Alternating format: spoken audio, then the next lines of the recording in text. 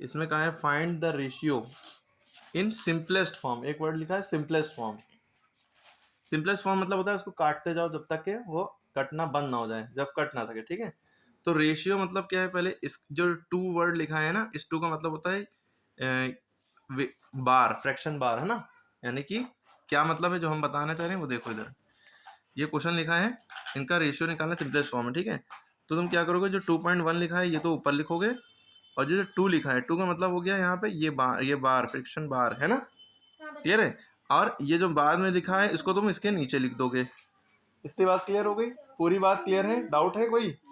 2 लिखा हो या इज 2 लिखा हो, है ना, या ये निशान बने हो, इन तीनों का मतलब क्या है कि ये लाइन है, ठीक है। जो पहले लिखा वो ऊपर लिखो, जो इसके बाद लिखा वो नीचे लिखो, ठीक है। अब ये पॉइंट के बाद एक नंबर है, पॉइंट के बाद एक नंबर है, तो पॉइंट के बाद एक एक नंबर होने की वजह से पॉइंट उड़ गया ना, किसी के पास जीरो बढ़ा ना कुछ, ठीक है। हमारे पास बचा 21/12। जब पॉइंट के बाद इक्वल नंबर होते हैं तो पॉइंट जस्ट उड़ा देते हैं, और जो बचता है वो हम नंबर उतार लेते हैं, ठीक है।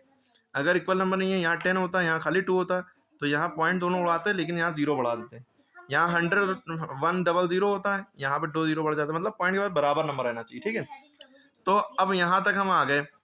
अब हम देखेंगे कि ये दोनों नंबर किसके टेबल में आते हैं, ये दोनों नंबर किसके टेबल में आते हैं। दोनों नंबर 3 के टेबल में आते हैं, 3 7 21, 3 4 12। तो हमारे पास बचा 7/4। तो क्या ये कट सकते हैं? अब नहीं कट सकते, किसी के टेबल में नहीं आते हैं। तो अब हम क्या करेंगे, क्योंकि हमें रेशियो निकालना था ना, तो इस लाइन का मतलब तो रेशियो होता है, ठीक है। तो जो पहले नंबर वो लिखा था वो लिख दिया हमने, S2 बना दिया रेशियो, और ये क्लियर हो गया बात, यहाँ ये हो गया, ठीक है। उसके बाद तुम्हारा अगला सवाल है, देखो इस बात में, सवालों में खास बात ये है कि यहाँ पे भी मीटर है, यहाँ पे मीटर है। जब यूनिट सेम है तो कोई टेंशन नहीं है ना, सिर्फ चुपचाप हम ऐसे ही कर देंगे, जैसे ये पहले लिखेंगे ये बाद में लिखेंगे नीचे, है ना। लेकिन अगर यहाँ पे यूनिट देखो सेम नहीं है, यहाँ मीटर मीटर था, यहाँ सेंटीमीटर और यहाँ मीटर है, तब मामला होता है, ठीक है। अब देखो कैसे करेंगे, यूनिट को सेम बनाना पड़ता है पहले। कैसे बनाएंगे, बचपन से आपको सिखाया जाता है। तो हमारे पास सवाल क्या है, 91 सेंटीमीटर टू 1.04 मीटर। अब देखो यूनिट जो छोटी यूनिट है, सेंटीमीटर छोटी है कि मीटर छोटी है? छोटी। सेंटीमीटर मीटर बड़ी होती है, 1 मीटर में कपड़ा नापते हैं, सेंटीमीटर स्केल में बना होता है ना, 1 मीटर में 100 सेंटीमीटर होता है, ये भी पता है। तो ये ट्यू का मतलब तो क्या है, ये लाइन, लेकिन 2 से पहले जो है वो ऊपर लिखेंगे सेंटीमीटर समेत, 2 के बाद जो है वो नीचे लिखेंगे। यहाँ पॉइंट लगाए, कोई टेंशन नहीं, लेकिन मीटर भी तो लिखा है तो मीटर लिख दिया। अब अगले स्टेप में क्या करेंगे, 91 सेंटीमीटर है, यहाँ 1.04 मीटर है, तो ठीक है, ये सेंटीमीटर है तो इसको भी सेंटीमीटर में कर लो, आसानी रहेगी। तो 1 मीटर में कितने सेंटीमीटर होते हैं, 100 सेंटीमीटर। तो जहाँ मीटर लिखा है, मीटर की जगह पे पहले सेंटीमीटर लिखेंगे, लेकिन मीटर जब सेंटीमीटर में बदलता है तो यहाँ पे 100 से मल्टीप्लाई भी हो जाता है। क्लियर हो गई बात? अब हम जब इन दोनों को 100 से ऊपर, तो हमारे पास 91, अब देखो यूनिट सेम सेम हो गई, सेंटीमीटर से सेंटीमीटर कट जाएगा, काट के नहीं दिखाएंगे ना, इसलिए रेशियो कोई यूनिट नहीं होती, क्योंकि रेशियो कट जाता है। इसी तरह जैसे यहाँ मीटर मीटर कट गया था, काट के नहीं दिखाया, लिखा भी नहीं हमने, इसलिए कोई यूनिट नहीं लगती है, सेंटीमीटर किलोमीटर मीटर कुछ नहीं लगता जब आंसर लिखते हैं, ठीक है। तो अब जब हम इन नीचे क्या है 1.04 है, इसको जब 100 से मल्टीप्लाई करेंगे तो 104 आ जाएगा। 104 आ जाएगा, करके दिखा दें क्या? इन दोनों को मल्टीप्लाई ही करना होता है। या दूसरा ऑप्शन ये होता है कि भाई अभी कुछ देर तक 100 को इग्नोर करो, यहाँ तुम पॉइंट उड़ा दोगे, ऊपर 2 0 बढ़ जाएंगे, वो जो 2 0 बढ़ेंगे, ठीक है, क्योंकि यहाँ पॉइंट लगा नहीं है, तो 2 नंबर है पॉइंट का, 2 0 ऊपर बढ़ जाएंगे, वो 2 0 इससे कट जाएंगे, तो भी कुछ नहीं बचेगा। दूसरा तरीका ये है कि आप इसको 100 से मल्टीप्लाई कर दिए, क्योंकि मल्टीप्लाई लिखा है ना।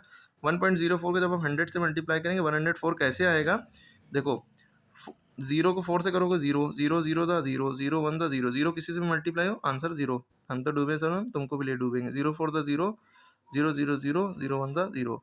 अब ये वाला इंटू 2 बार लगेगा, ठीक है, इसके नीचे और इसके नीचे। अब 1 4 था 4, या इसके नीचे लगेगा 1 0 था 0 1 1 था 1, एक नंबर बाहर निकल जाता है, ठीक है। ये 0 ये ऐड करेंगे सबको, 0 4 में 0 ऐड करा 4, मतलब ऐड करते हैं तो 4 नंबर ही बचता है, 0 नहीं, लेकिन 0 से मल्टीप्लाई करते हैं तो 0 आता है। 1 + 0 1 बचा 1, ठीक है। सर ये 0 होगा। अच्छा, 0 4 था 0 0 0 0 0 1 था 0, वेरी गुड, ठीक है। इसी तरह यहाँ पे फिर 0 + 0 0 ही रहा, ठीक है। तो हमारे पास आ गया 10400, क्या आ गया 10400, है ना। अब आपके पास क्या रास्ता है कि इसको काटना है किसके टेबल में ये आता है, ठीक है। टेबल बहुत पक्के से आना चाहिए, ठीक है, देखिए हमें टेबल अच्छे से आता है तो हम ये बता सकते हैं कि 13 के टेबल में ये दोनों नंबर आते हैं। कैसे आते हैं?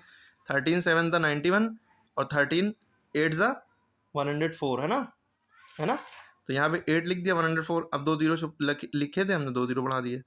ठीक है, तो हमारे पास आ गया 7/800। अब कौन सा ऐसा टेबल है जिसके टेबल में ये आते हैं? 7 के टेबल में भी नहीं आता, है ना? 7 तो प्राइम नंबर है, तो 7 1 7 अगर करेंगे 7 7 10 हो जाएगा, 7 7 10 हो जाएगा। तो यही आंसर आ गया, कट नहीं सकता किसी टेबल से। ठीक है, तो 7:800। देखिए यूनिट गायब हो गई, सेंटीमीटर सेंटीमीटर सेम हो गया, तो कट गया था, तो हम आंसर में यूनिट नहीं लगाएंगे।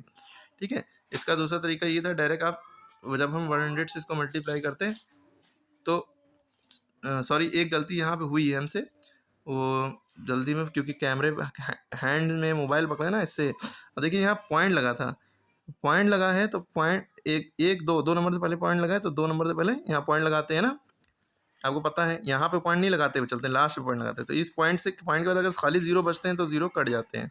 तो एक्चुअल में ये हमारा 104 बचा था। क्या बचा था? 104। तो ये हमने डबल जीरो, अब हालांकि हमने ओरली बताया आपको, लेकिन गलती कर दी। तो 7/100 आ गया। ठीक है, 7:100। यहाँ जीरो नहीं लगने थे क्योंकि पॉइंट से जीरो कट गए। ठीक है, हाँ, 0.00 लिखना चाहिए, लिख सकते हैं, लेकिन उससे कोई फर्क नहीं पड़ता। ठीक है, 7:100 आ गया। क्लियर है? इस तरह से यह वाला सवाल है 3.4 किलोग्राम टू 250 ग्राम। क्या है? देखते रहें, आपने साथ में मेरी अपनी कॉपी पे करते रहे मेरे साथ। असल बात, मेरा माइंड पार्शियली हो जाता है जब हम हैंड में मोबाइल पकड़े होते हैं, तो थोड़ा दिमाग उधर हो जाता है, थोड़ा कैमरे पे रहता है कि हिले ना डुले ना ज़्यादा। ठीक है, चलिए इसको कैसे करेंगे। यहाँ पे किलोग्राम है, यहाँ पे ग्राम है, तो दोनों को सेम करना होगा। 3.5 किलोग्राम पहले लिखा, अपॉन 2 माने अपॉन होता है 250, और ग्राम लिखा है, ग्राम लिख दिया। अब देखिए क्या होगा, 3.5 है, क्योंकि ये ग्राम में 1 किलोग्राम है। 1 किलोग्राम में कितने ग्राम होते हैं? 1000। तो जो बड़ा हो उसको छोटा करना होता है। ठीक है, छोटी वाली यूनिट में कर लो। तो 1 किलोग्राम में 1000 ग्राम होता है, तो यहाँ पे 1000 लिख के यहाँ पे ग्राम लिख दिया। ठीक है, ठीक है, तो यहाँ पे 250 और यहाँ ग्राम, ग्राम से ग्राम कट के, काट के नहीं दिखाएंगे। ठीक है, अब आप देखिए यहाँ पॉइंट लगाए है ना, सबसे बढ़िया है कि पॉइंट यहाँ पे उड़ा लिए, पॉइंट के बाद एक नंबर है तो 1 जीरो बढ़ा लिए। ठीक है, अब आपके पास क्या है, 1 2 3 जीरो ऊपर लगे थे, 1 2 3 जीरो लगा लिए। ठीक है, आपको 35 × 1 दिख रहा है, 35 1 द 35, क्योंकि पॉइंट उड़ चुका था। नीचे क्या है? 25 00, है ना? ये जीरो से ये जीरो कटा, ये जीरो से ये जीरो कटा। अब हमारे पास क्या बचा है? 350/25। ठीक है, ये दोनों नंबर किसके टेबल में आते हैं? आपको पता ही है, 5 के टेबल में आते हैं। हम बड़े से डायरेक्टली काट सकते हैं, लेकिन आपको समझ में आए इसलिए छोटे छोटे काम करते हैं।